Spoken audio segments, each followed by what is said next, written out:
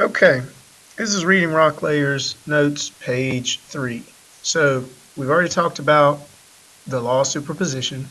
Older stuff on the bottom gets younger as you come up. We've already talked about extrusions, which are the same as the law of superposition. And then we've talked about intrusions, and the intrusions are always younger than the layers they cut through. So let's practice using the intrusion rules. Okay, so look at this cross section. Is intrusion A older or younger than layer C? And is intrusion A older or younger than layer F? So here's intrusion A, and then here are your layers A, B, C, D, E, F, G. So answer those, pause the video and answer those two questions, and then we'll go over it and we can see how you did. Okay, I'm hoping that you pause the video.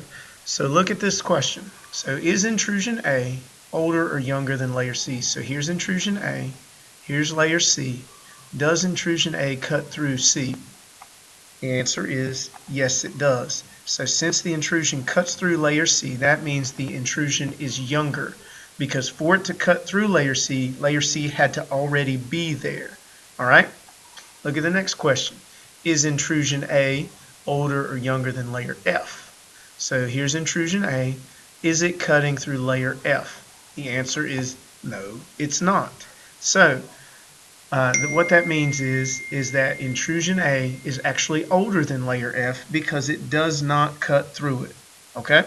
So hopefully you don't have any questions on that because I can't hear you anyway.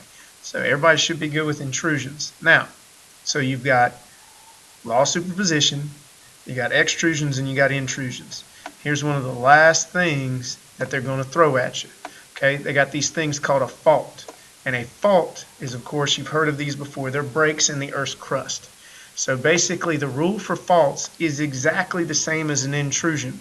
A fault is always younger than the layer it cuts through, just like an intrusion. So check out this cross section.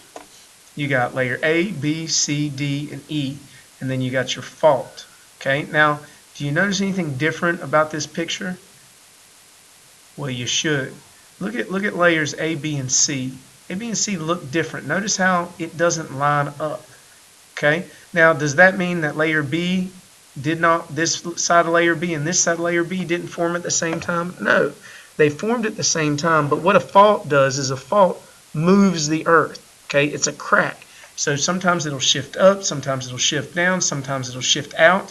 It just depends on the type of fault that you have. And what we have here is this one is one that shifts up.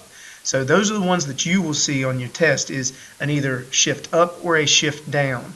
But the thing you have to watch out for is what it cuts through. Okay, because remember, it's always younger than the layers it cuts through. So here are your two questions. Is fault A older or younger than layer C? And is fault A older or younger than layer A? So pause the video, answer those two questions now. Okay, so I'm assuming you answered the questions. So let's start with question number 1. Is fault A older or younger than layer C? So does the fault cut through layer C? The answer is yes. You can see right here cutting straight through layer C. So that means that the fault is younger than that layer because it cuts through it. Look at the next question. Is fault A older or younger than layer A? So is the fault cutting through layer A? Yup, yes it is. So that means that fault A is younger than layer A also. So hopefully you understand how to use the law of superposition, how to read extrusions, how to read intrusions, and how to read faults. Now go on to page 4 and finish up your notes.